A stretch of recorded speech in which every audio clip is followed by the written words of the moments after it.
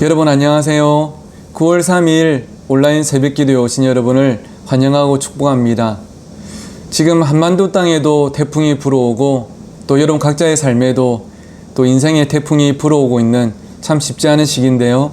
그럼에도 불구하고 하나님께서 여러분을 든든하게 지키시고 또 여러분에게 새롭고 상기를 내시는 은혜가 여러분 모두의 삶 가운데 허락되기를 주의 이름으로 축원합니다. 오늘 우리에게 주시는 하나님 말씀은 창세기 38장 1절에서 6절까지입니다. 창세기 38장 1절에서 6절까지를 저와 여러분이 함께 읽어보도록 하겠습니다. 그 후에 유다가 자기 형제들로부터 떠나 내려가서 아둘람 사람 히라와 가까이 하니라. 유다가 거기서 가나안 사람 수아라는 자의 딸을 보고 그를 데리고 동침하니 그가 임신하여 아들을 낳으며 유다가 그의 이름을 엘이라 하니라. 그가 다시 임신하여 아들을 낳고 그의 이름을 오난이라고, 그가 또 다시 아들을 낳고 그의 이름을 셀라라 하니라. 그가 셀라를 낳을 때에 유다는 거십에 있었더라. 유다가 장자 엘을 위하여 아내를 데려오니 그의 이름은 다말이더라. 아멘. 오늘 이 시간은 나는 실패해도 하나님은 이루신다. 나는 실패해도 하나님은 이루신다 라는 제목으로 함께 말씀을 나누도록 하겠습니다. 금묵자 흑이라는 사자성어를 잘 알고 계시죠? 검은 먹을 가까이 하면 나도 함께 검게 변한다, 그런 말입니다.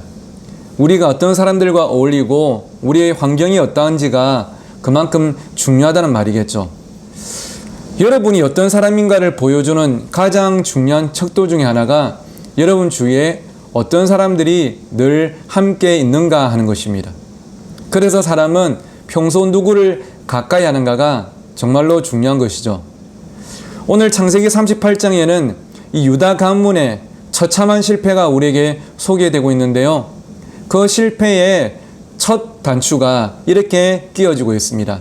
1절 말씀입니다. 그 후에 유다가 자기 형제들부터 떠나 내려가서 아둘람 사람 히라와 가까이 하니라. 야곱의 12아들 중에 유다가 그의 형제들을 떠났답니다. 그리고 어디로 갔냐 하면 바로 아둘람으로 갔습니다. 아둘람은 헤브론 골짜기에 있는 이 가나안의 31개의 성읍 중에 하나였습니다. 다시 말하면 이 유다가 자신의 형제들과 함께 그대로 이스라엘 땅에 머물리는 것이 아니라 가나안 땅, 하나님께서 절대로 접촉하지 말라고 했던 그 가나안 땅으로 가서 그 땅에 거주하고 있는 히라라는 사람과 친하게 지나게 되었다는 것이죠. 그리고 자연스럽게 히라로부터 무엇을 배웠을까요? 당연히 가나안의 우상과 음란한 문화와 생활을 배운 것은 이것은 안 봐도 누구나 다 예상을 할 수 있는 것이겠죠. 여기서부터 그의 가문의 실패가 시작이 됩니다. 유다가 거기서 가나안 사람 수아라는 자의 딸을 보고 그를 데리고 와서 동침을 했답니다. 정상적인 결혼 생활이 아니죠. 그 여인의 이름도 나오지 않는데요. 그냥 그 여인과 동침하고 아들을 낳았는데 엘이라고 이름을 지었습니다. 이 엘을 위해서 유다가 나중에 며느리감을 데려왔는데 그녀 이름이 바로 여러분 잘 아시는 다말이었죠. 그런데 7절에 보니까 엘이 여호와 보시기에 악함으로 여호와께서 그를 죽이셨답니다. 그리고 그 이후에 그의 동생 오난도 하나님으로부터 죽임을 당하게 되고 나중에는 시아버지 유다와 며느리인 다말이 근친상간하는 이 막장인 사건까지 벌어지게 됨을 우리는 오늘 본문에서 볼 수가 있습니다. 이 모든 것이 유다가 가나안 땅으로 와서 그곳 사람 히라와 가까워지면서부터 시작이 된 것이죠. 그렇기에 사랑하는 성도 여러분, 부모님 여러분, 우리는 우리 자녀들에게 좋은 만남이 허락되기를 간절히 기도해야 할 줄 믿습니다. 우리 자녀들이 학교와 학원과 교회와 직장에서 좋은 친구, 좋은 동료, 좋은 선생님을 만나기를 우리는 기도해야 하는 것입니다. 그 만남이 자녀들의 삶을 바꾸어 놓을지도 모르기 때문이죠. 그리고 자녀들을 위해서 기도할 뿐 아니라 지금 이 말씀을 듣고 있는 부모님 여러분이 먼저 좋은 만남을 가지려고 노력하셔야 되고요. 나에게 좋은 만남을 달라고 하나님께 기도하셔야 할 줄 믿습니다. 여러분이 자주 만나는 사람은 누구입니까? 여러분이 자주 가는 곳은 어디입니까? 믿음의 사람을 만나고 믿음의 대화를 나누고 믿음으로 서로를 응원하면서 믿음으로 서로를 위해서 중보 기도를 하십시오. 그것이 여러분이 영적으로 바로 서는 길이고 악한 길로 빠지지 않는 길입니다. 이 말이 하나님을 믿지 않는 사람들과는 다 관계를 끊으란 말이 절대 아니에요. 하나님 믿지 않는 우리의 가족들과 이웃들, 그들은 우리를 통해서 하나님의 복음을 전해야 될 가장 소중한 대상들이죠. 제가 드리는 말씀은 혹시 여러분 주위에 있는 사람들 가운데, 여러분이 자주 만나는 사람들 가운데 여러분을 죄짓게 만들고 여러분을 무너지게 만들고 여러분을 하나님으로부터 멀어지게 만드는 사람이 있다면, 그런 관계가 있고 그런 장소가 있다면 그것은 여러분이 절대 간과해서는 안 된다는 것입니다. 오늘 이 말씀을 여러분께서 붙잡고 그 관계를 분명히 돌아보시고 여러분이 정리하는 믿음의 결단이 필요하다는 것이죠. 저는 여러분과 여러분 자녀들에게 정말로 철이 철을 날카롭게 하듯이 서로를 성장케 하는 복된 만남이 풍성혈락되기를 주의 이름으로 축복합니다. 그런데 여러분, 오늘 본문 창세기 38장은 유다의 가정사를 다루고 있는데요. 이 가정사는 덕스럽지도 않고 오히려 두 눈을 뜨고 다 읽기에도 참 불편한 막장 그 자체입니다. 예전에 사랑과 전쟁이라는 TV 프로그램이 있었지 않습니까? 그런데 오늘 본문은 어쩌면 이스라엘판 사랑과 전쟁이라고 할 수가 있겠습니다. 저는 중학생 때 오늘 본문을 처음 접하고 특히 이 시아버지 유다와 며느리 다말의 사건을 놓고 제가 엄청난 충격을 받았던 적이 있습니다. 첫 번째 충격은 성경에 나오는 사람들 중에 착한 사람만, 거룩한 사람만 있는 게 아니구나. 두 번째 충격은 이렇게 잘못된 사건까지도 성경은 숨기지 않고 솔직하게 우리에게 보여주고 있구나.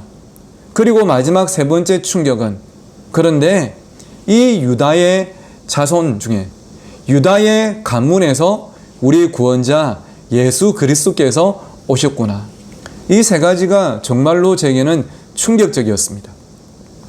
성경은 이처럼 온 세상을 구원하러 오신 예수 그리스도의 그 혈통이 사람들에게 내세우기에는 너무나도 부끄러운 불륜의 현장임을 우리에게 여과 없이 보여주고 있습니다. 그런데 여러분, 저는 이것을 통해서 오늘도 한 가지 사실을 깨닫게 되고 붙잡게 됩니다. 그것이 무엇이냐 하면 오늘 이 설교의 제목처럼 나는 실패하지만 하나님은 이루신다는 것입니다. 나의 삶은 하나님의 꿈과 계획을 담아내기에 참 많이 약하고 부족하지만 하나님은 그런 우리의 약함과 부족함과 상관없이 하나님의 그 계획을, 하나님의 꿈을 이 땅 가운데 이루어 가신다는 것이죠. 커다란 물줄기가 계곡으로부터 시작돼서 흐르다가 때로는 돌멩이를 만나고 바위를 만나기도 하지만 그것에 상관없이 이 물줄기는 끝까지 바다까지 흘러가는 것처럼 하나님의 구원의 물줄기는 수천 년의 세월 동안 인간의 연약함과 부족함에도 불구하고 그것에 막히지 않고 유유히 흘러가서 마태복음 1장에 이렇게 기록이 되어 있는 것이죠. 아브라함과 다윗의 자손 예수 그리스도의 계보라. 아브라함과 다윗의 자손 예수 그리스도의 계보라. 하나님께서 약속을 주셨던 믿음의 조상 아브라함부터 시작되어서 그의 아들 이삭, 야곱, 그리고 그 많은 후손들이 시간을 보내고 사람들을 만나고 역사 가운데 발걸음을 옮겨오면서 얼마나 많은 부족함과 약함이 있었습니까? 얼마나 많이 실패했습니까? 그럼에도 불구하고 하나님은 마태복음 1장이 기록되기까지 예수 그리스도가 오실 때까지 하나님의 뜻과 계획은 실패하지 않고 커다란 역사의 물줄기 가운데 흘러오셨던 것이죠. 그런데 마태복음 1장을 보면 뭔가 특이한 내용이 하나 나오고 있습니다. 마태복음 1장의 예수님의 족보를 살펴보면 대부분이 남자인데요. 몇 명의 여자 이름이 예수님의 족보에 올라가 있죠. 그중 한 명이 오늘 본문에 나오는 다말이었고, 라합, 룻, 우리의 아내 바세바, 이런 사람들이 이름을 예수님의 족보에 올리고 있단 말이죠. 그런데 이들의 공통점이 하나가 있는데요. 그들은 자신의 삶에 감추고 싶은 죄의 치부가, 핸디캡이 이 네 명에게는 있었다는 것입니다. 다말은 방금 말씀드린 것처럼 시아버지 유다와의 잘못된 관계를 통해서 자녀를 낳았고요. 라합은 성경에는 여리고성의 기생이라 표현되어 있는데, 더 솔직하게 표현하면 그녀는 돈을 받고 몸을 파는 바로 창녀였죠. 룻은 어떻게 보면 예수님의 혈통에는 절대 들어올 수가 없는 이방 여인이었습니다. 그리고 바세바는 다윗과의 잘못된 관계를 통해서 자녀를 낳았던, 이 각자의 어떤 삶의 치부가 있고 핸디캡이 있는 거예요. 사람들 앞에서 당당할 수 없고 예수님의 족보에 이름을 올린다는 것은 정말로 설명되지 못하는 어불성설인 그런 사람들인 것이죠. 그런데 여러분, 성경은 이 네 명의 이름을 예수님의 족보에 소개하고 계십니다. 그리고 이들을 통해서 메시아가 오셨다고 우리에게 말씀하고 있죠. 어떤 의미일까요? 오늘 제 설교 제목처럼 우리 사람은 실패해도 하나님은 하나님 당신의 구원의 계획을 이루어 가신다는 것입니다.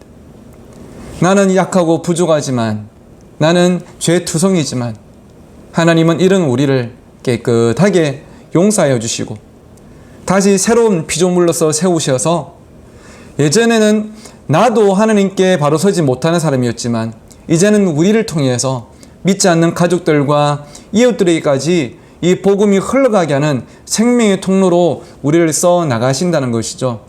여러분, 이것이 우리의 소망인 줄 믿습니다. 오늘 하루도 나는 세상과 하나님 앞에서 때로는 당당하지 못하고 한없이 약하고 부족할지라도 그런 우리의 모든 것들을 덮어주시고, 너는 나의 자녀다, 내가 너를 통해서 일하겠다 말씀하시는 하나님을 바라보면서 그 은혜로 승리하는 저와 여러분 모두가 되기를 주의 이름으로 축원합니다. 오늘 아침에는 하나님의 은혜라는 찬양 함께 듣고요, 또 개인적으로 기도하시면서 우리 하나님 앞으로 한 걸음 더 나아가도록 하겠습니다. 제가 먼저 기도하겠습니다. 하나님 아버지, 우리도 오늘 본문의 유다와 다말처럼 참 많은 연약함과 부족함 속에서 삶을 살아가고 있습니다. 숨기고 싶은 죄도 얼마나 많은지 모릅니다. 그럼에도 불구하고 이런 우리를 십자가의 은혜로 용서하여 주시고 하나님의 자녀 삼으셔서 이제는 하나님의 축복의 통로로 써주시니 그 은혜에 감사를 드립니다. 오늘도 우리가 죄짓지 않고 승리의 삶을 살 수 있도록 믿음의 사람들과 가까이 하게 하시고, 또 내가 누군가에게 성장케 하는 복된 만남이 될 수 있도록 우리를 붙잡아 주시옵소서. 감사하며 예수님의 이름으로 기도드립니다. 아멘.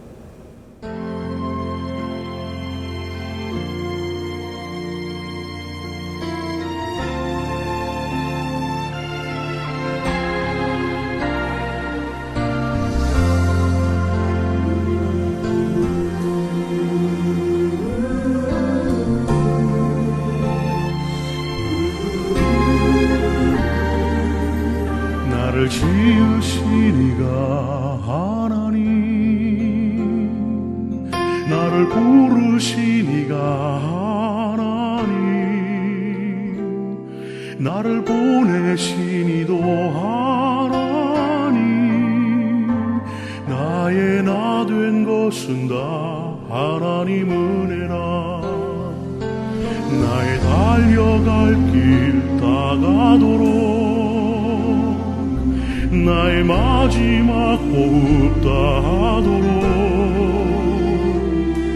나로 그 십자가 함께 하시니 나의 나 된 것은 다 하나님 은혜라. 한량없는 은혜, 갚을 길 없는 은혜,